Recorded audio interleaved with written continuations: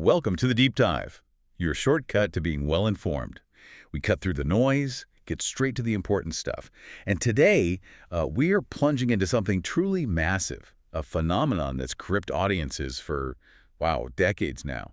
The whole high-stakes world of reality competition shows. Have you ever just found yourself completely glued to the screen? Yeah. Watching the drama, the insane physical challenges, the strategic backstabbing. We definitely have. And there's one show that kind of stands above the rest. You must be talking about The Challenge. Exactly, The Challenge. It grew out of MTV's classics, The Real World and Road Rules, and it's become this absolute institution. It's been running for, what, over 26 years? More than 40 regular seasons? It's incredible longevity. It really is. It's this unique mix, always changing. You've got the athletics, the really complex strategy, and then these deeply personal dynamics. So our mission today, we're doing a deep dive into the latest iteration, The Challenge. All-Stars 5. Rivals. We're going to look at its origins, which are kind of surprising, actually.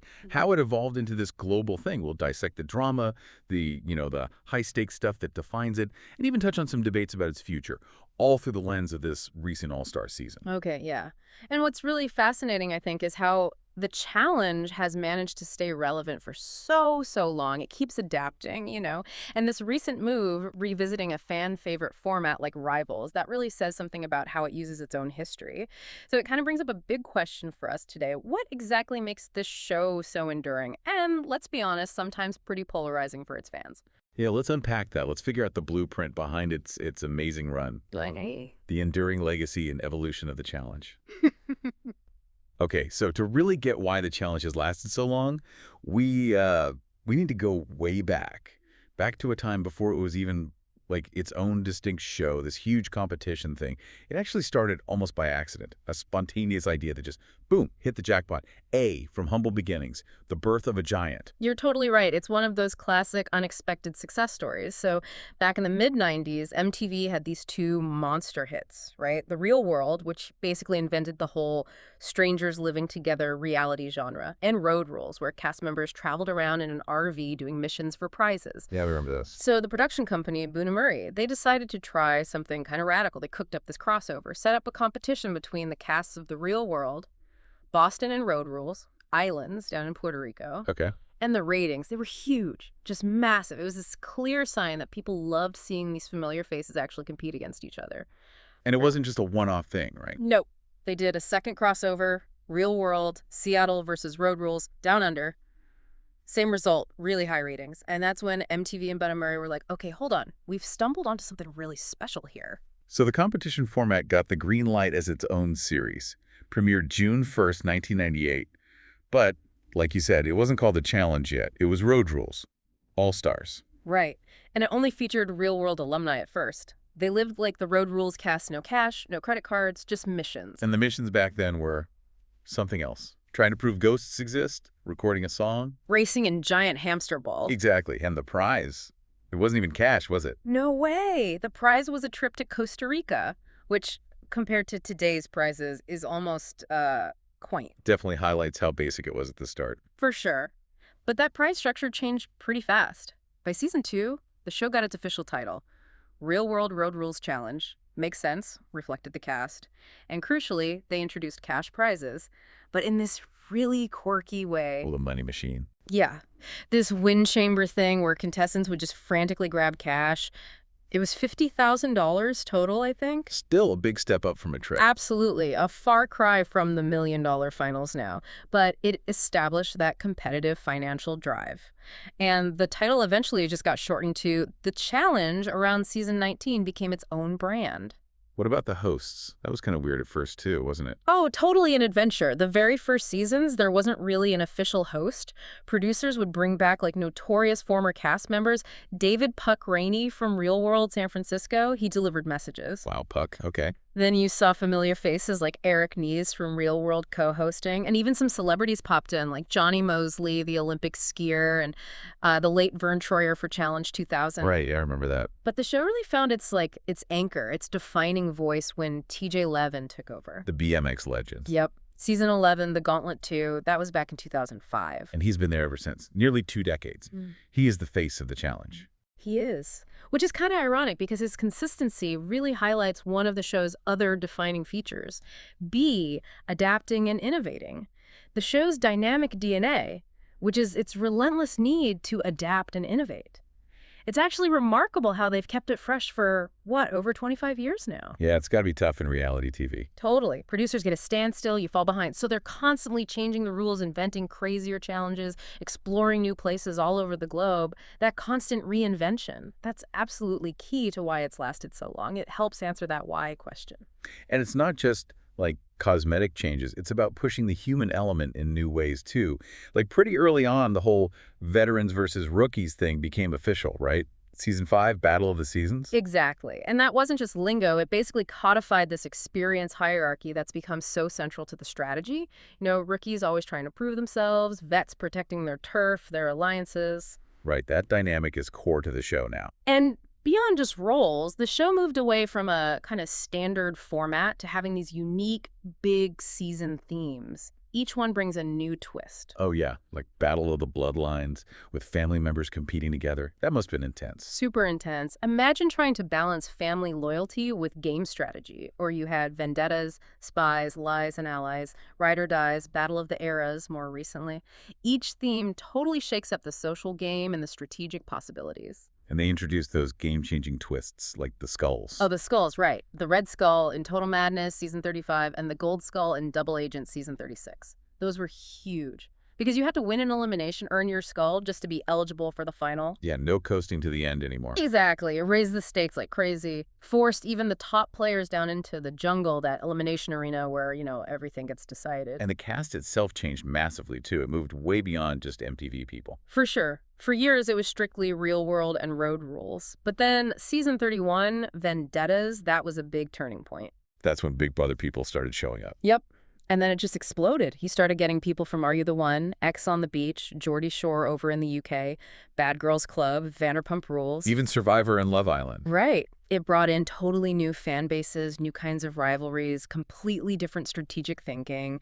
It refreshed the whole ecosystem. And it went international, too, right, with spin-offs. Yeah, that was another smart move. Developing versions like The Challenge, USA, Australia, UK, Argentina, El Desafío, it gives the show a truly global reach, creates this even bigger pool of potential competitors all fighting for a spot on the main show, broadens the audience, keeps the talent pipeline full.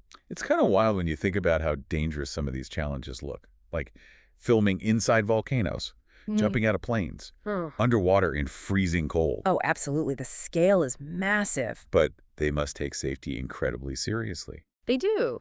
Co-executive producer Emma Herkin talked about that. She mentioned the thrill of pulling off these holy grail challenges that seem almost impossible. But they have super strict safety guidelines. Apparently, only one stunt ever got scrapped because testers got injured, something called a human catapult. Wow. Okay, good they scrapped that one. Definitely. It shows they're committed to pushing boundaries, but, responsibly.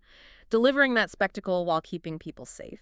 So it's that constant evolution, the spectacle, the safety, the fresh faces, the new rules. That's really the secret sauce keeping it going. I think so. Balancing all those elements is key. 2, Kin. The current climate. Is the challenge at a breaking point?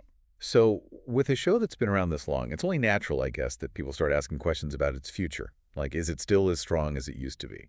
And this debate feels particularly relevant because All Stars 5, Rivals, kind of happened right when the franchise was wrestling with these questions. It showed off its strengths, but maybe some weaknesses too.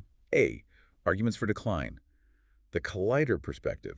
Definitely. You see some critics, outlets like Collider, for example, arguing that maybe the challenge has run out of steam after hitting season 40. And a big part of their argument is the loss of its original feeder shows.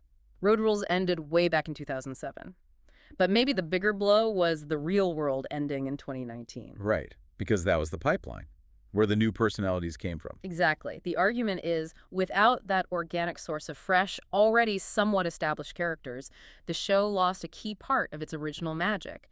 It struggled to introduce genuinely new breakout stars since then. Which leads to that other big criticism that the show relies too heavily on the same group of veterans. The perennial veterans, yeah. People who basically made the challenge their career. And look, fans love a lot of them.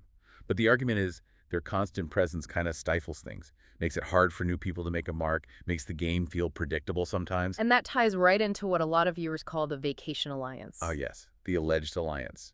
Tory Deal, Devin Walker-Mollahan, Casey Clark, Faisal Shafat, those familiar faces. Right. Critics say this group basically runs the social politics season after season, makes it super tough for anyone new or outside that group to get anywhere. And when the same people are always in control, yeah, their storylines can get repetitive. You see the same alliances, the same betrayals. Like Faisal constantly questioning Amber's loyalty.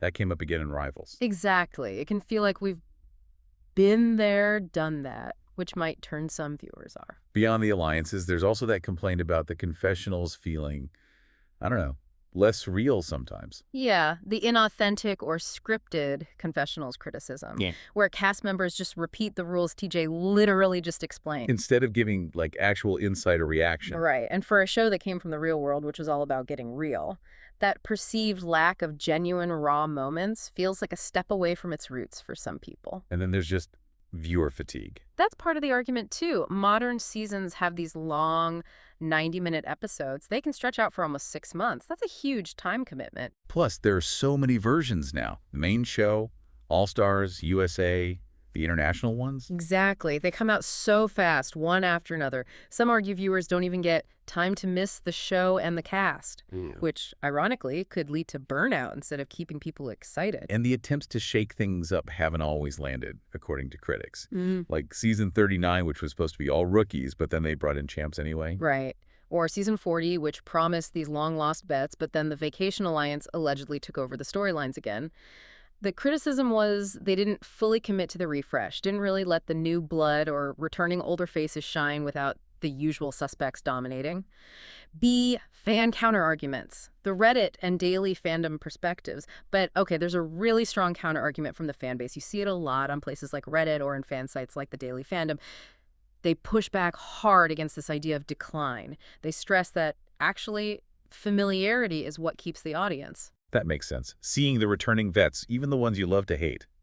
That's a big part of the appeal for longtime viewers. Exactly. Those long-running relationships, the rivalries that span years, that is the show for many fans. And a lot of fans argue that these vets, well, they know how to make great TV. Right.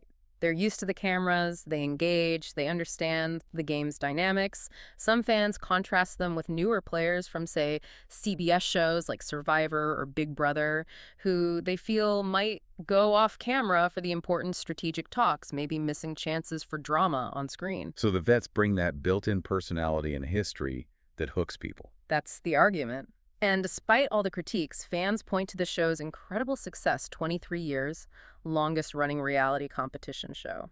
That's proof it's not really failing, right? Yeah, you can't argue with that longevity. Fans also bring up the distribution issues. Like, maybe the problem isn't the content, but the fact that it's sometimes a chore to figure out where to actually watch the show, with it being spread across different channels and streaming platforms. That's a really fair point. Sure. If people can't find it easily, viewership numbers might drop for reasons unrelated to the show's quality. And even with the inauthentic confessional complaints, the show does still manage to highlight relevant social issues, like Big Tifa Zachary coming out or Nia Moore dealing with panic disorder. Those moments add depth, add that personal connection that resonates. So it really boils down to this tension, doesn't it?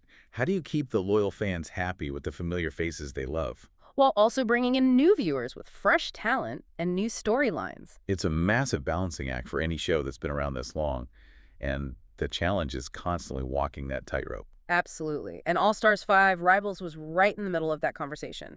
3, diving deep into All-Stars 5, Rivals. Yeah, that tension definitely made All-Stars 5. Rivals such a, well, an explosive season to watch. It really leaned into that history, that familiarity, but used it to fuel new drama.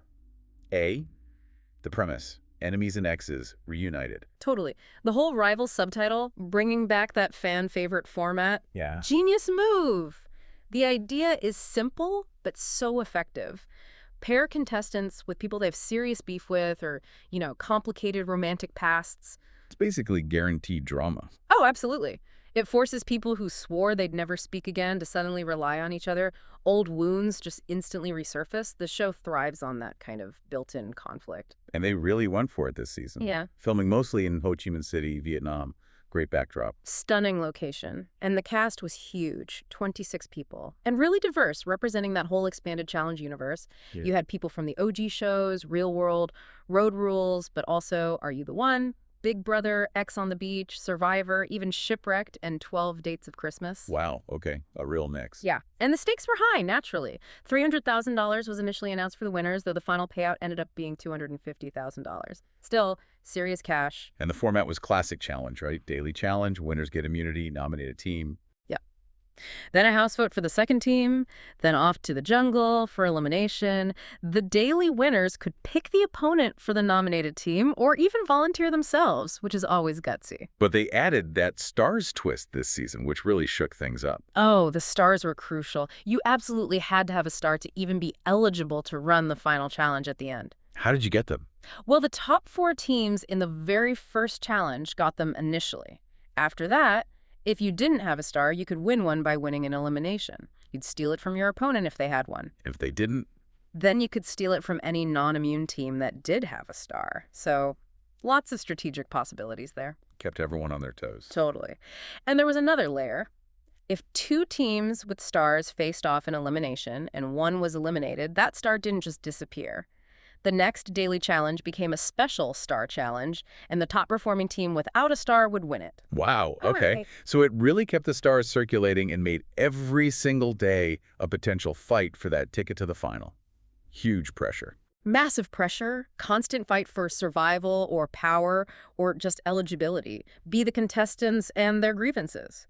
A web of bad blood. What always makes a rival season pop, though, is the casting. Picking people with real deep, often public history. Yeah. That's the magic. Exactly. It's like setting up a pressure cooker specifically designed for maximum drama, forcing enemies or exes to suddenly depend on each other. Let's talk about some of those pairings from All Stars 5. They really hit some classics. Oh, yeah. They mixed it up, too. Male-male, female-female, male-female pairs. Each brought its own unique baggage, like Adam Larson and Steve Meinke. Theirs was interesting because it was so fresh. From All Stars 4, right? Yeah. Adam kept voting Steve into elimination. Then Steve won an arena, got power, and immediately stole Adam's star. Ouch. They apparently hadn't spoken in the 6 years since. So that wasn't some ancient history. That was still raw. Exactly. Immediate tension. Then you had a pair like Amber Borzotra and Faisal Shafat. Ah, the big brother connection that kept going wrong. Totally. On Double Agents, Faisal basically threw himself into elimination rather than run the final with Amber, who then won with CT. Oof. That's gonna sting. And then he blindsided her again on Spies, Lies, and Allies. Their pairing was just dripping with past betrayals and trust issues. And for some really old school bad blood. How about Frank Sweeney and Sam McGinn, former real-world San Diego roommates back in 2011? They actually won Battle of the Seasons together that same year. But Frank was notorious for saying Sam wasn't a worthy teammate. He even physically shoved her during the final. Wow. That's more than just a rivalry. That's deep antagonism. For sure. It forced them to confront years of unresolved stuff, and you saw that pattern across the cast. Ashley Kelsey and Dario Medrano, exes, hadn't spoken in 6 years. Devon Rogers and Shane Landrum. Shane threw a challenge, got Devon eliminated. Beth Stolarczyk and Jonah Mannion. Beth accused Jonah of cheating. The list goes on. Nanny Gonzalez and Turbo Chemkuren, Devin Walker-Mullihan and Leroy Garrett, Anissa Ferreira and Ashley Mitchell. Katie Cooley and Veronica Portillo, Kellyanne Judd and Sylvia Ellsrode, Melissa Reeves and Nicole Zanata. Each pair brought this complex web of history. It just automatically layers in conflict before the game even starts. Every decision, every conversation is loaded. Exactly. Maximum drama potential right from day one. C, the grueling gauntlet, daily challenges, and those daily challenges in All Stars 5. They seem designed to specifically pressure those strained partnerships. It wasn't just about being strong or fast. You needed intense communication, trust. Things rivals often don't have. Precisely. And with the stars mechanic, every single challenge mattered hugely. Win immunity, you protect your star. Win power, you control who might lose theirs. The challenges seem like the usual challenge. Make brutal physical stuff, puzzles, heights. Yeah, and gross out challenges too, naturally. Like Edge of Glory. That heights one looked terrifying. Oh, yeah. Solve a math problem, then one partner leans off the side of this massive tower in Ho Chi Minh City to grab flags, while the other holds the rope. And if one falls, both fall. That was the killer twist. Demanded absolute trust. Which, for rivals, yeah, Amber and Faisal actually pulled off the win on that one, despite their history. Impressive. What about the less physical ones? Well, there was Sunday Fun Day. A trivia challenge, but with a disgusting twist. Oh. Get a question wrong, you add gross stuff, ketchup, mayo, vinegar, whatever, to a milkshake your team has to drink later. Oh, God. That's awful. Right. Battle of wits, but also battle of the gag reflex. Frank and Sam actually won that one. Shows you sometimes a strong stomach is as key as strong muscles. In classic mud and puzzles, too. Of course.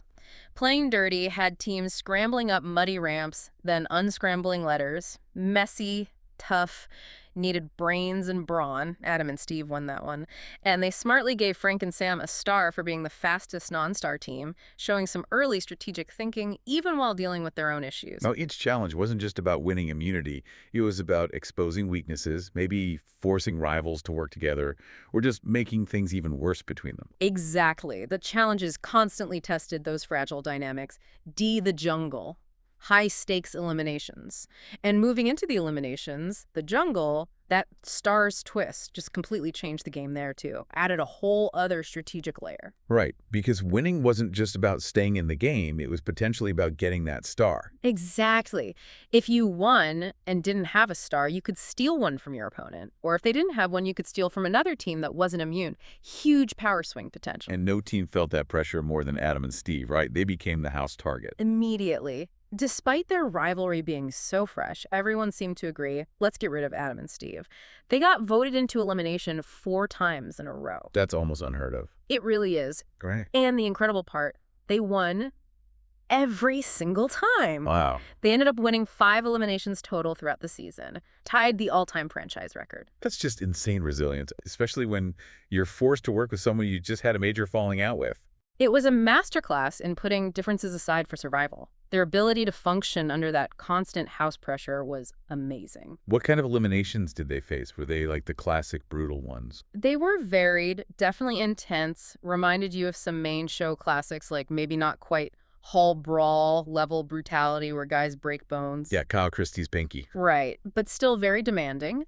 They won Pile It On, which involved solving a puzzle, then holding up this massive unraveled rope for 5 straight minutes without it touching the ground. That sounds exhausting. Against Kellyanne and Sylvia. Yeah. Yep.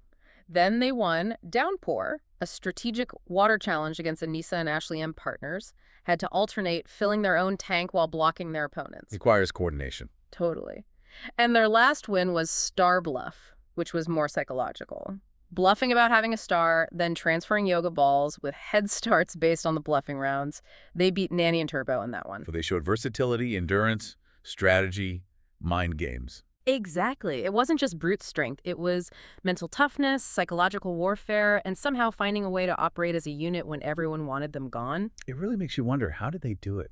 A fresh rivalry, the entire house against them. It says so much about them individually, but also about how the pressure cooker of the challenge can force people together. Your survival literally depends on that person you might not even like. Yeah, that intensity can either completely shatter a partnership Or forge this unexpected, maybe temporary, but really strong bond. Adam and Steve were the ultimate example of that this season. 4. The ultimate test. The All-Stars 5 final challenge. Okay, so surviving the dailies, surviving 5 trips to the jungle, that's one thing. But the challenge always saves the biggest test for last. The final. And All-Stars 5. Rivals sounds like it delivered a truly brutal final challenge. Yeah. 2 days long, pushing everyone to the absolute edge. The gauntlet begins.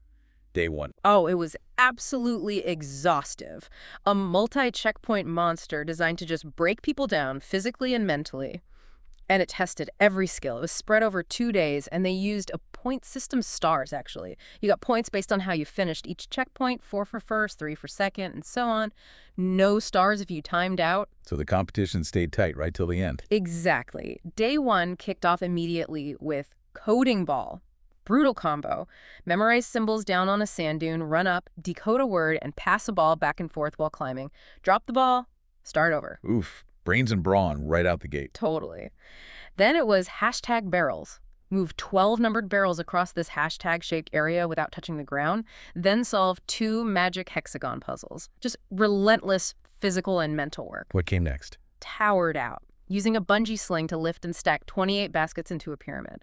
But here's the twist. Sabotage. Sabotage. Each team got one ball to throw at another team's pyramid to try and knock it over, though the target could try to block it. Bringing that rivals dynamic right into the final checkpoint. Clever. Definitely added some spice.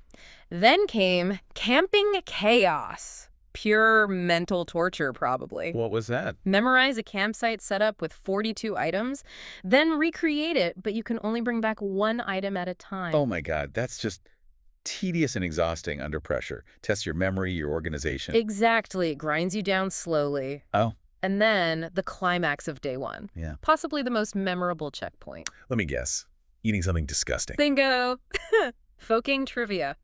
Each team starts with a giant bowl of pho and containers of really gross ingredients. Chili peppers, coconut worms. Oh, no. Yeah. You answer trivia questions about your partner, get it right. Add a nasty ingredient to another team's pho, get it wrong. Add it to your own. That is diabolical. Right. After 4 rounds, you had to drink your entire, probably horrifying bowl of pho with giant straws. Then you just had to camp overnight right there. Wow. A test of wills, stomachs, and how well these rivals actually knew or maybe loathed each other. What a way to end day one. Absolutely unforgettable, I bet. Be endurance and equilibrium. Day 2. So, after that nightmare fuel pho challenge and camping out, day 2 couldn't have been easy. They must have been running on fumes. Totally exhausted, I'm sure.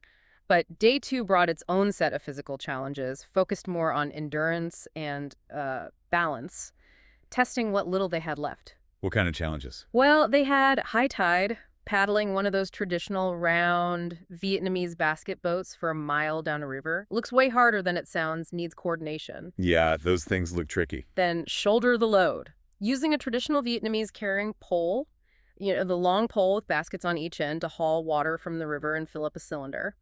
Tested strength and endurance, but also tied into the local culture. Nice touch. What was the last big checkpoint?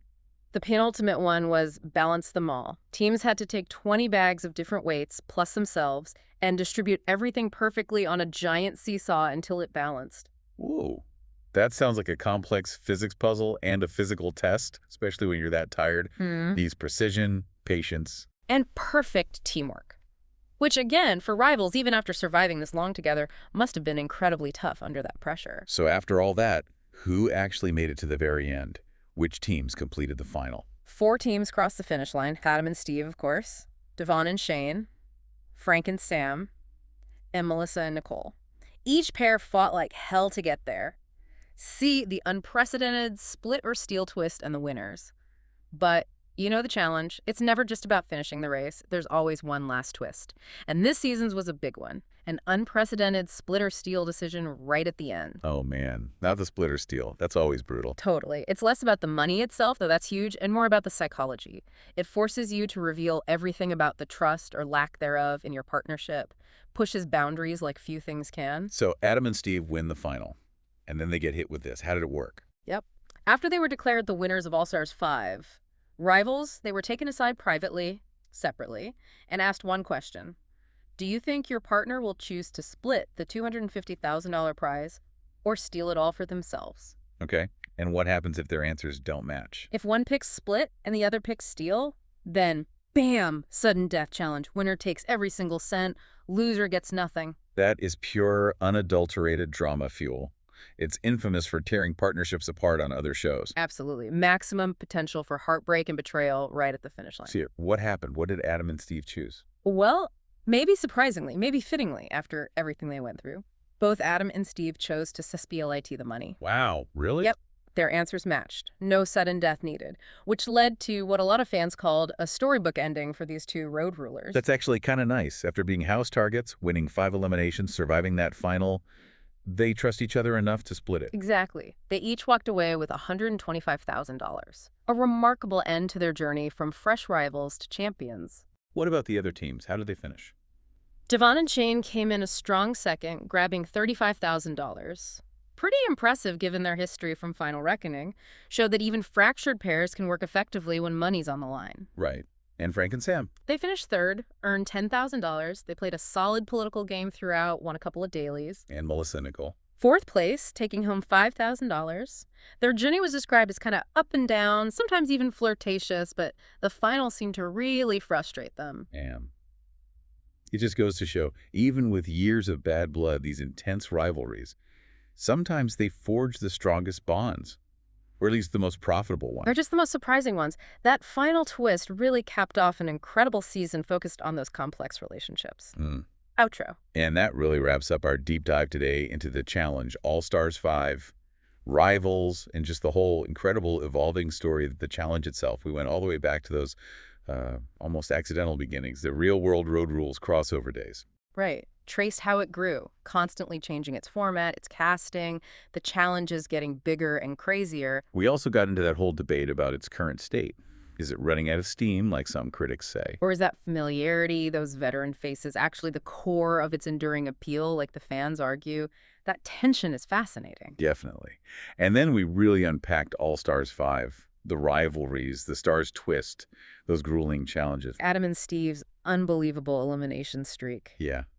And that final nail-biting split or steel finish, incredible stuff. So whether you're rooting for the vets, pulling for the rookies, or maybe you're just there for the drama and the explosions. Which there are plenty of. Oh, yeah. The challenge keeps delivering this really unique mix. Physical tests, mental games, complex social strategy. It's got it all. It really is more than just a game, isn't it? It's kind of like this intense social experiment, Yeah. pushing people to their limits, seeing what happens. Absolutely. It reveals so much about human nature under pressure. So, as the challenge keeps rolling, pushing into its next decades, seasons like All-Stars Rivals, bringing back old faces, testing those old grudges, it really makes you wonder, doesn't it? What kind of new conflicts, what kind of totally unexpected partnerships or reconciliations are waiting just around the corner? What's next in redefining what it takes to be a champion on this show? Yeah, what parts of the challenge keep you hooked? Is it the game evolving, the personal stories, or just the sheer spectacle of it all? Lots to think about. Definitely. We hope this deep dive gave you plenty to chew on. Thanks for joining us.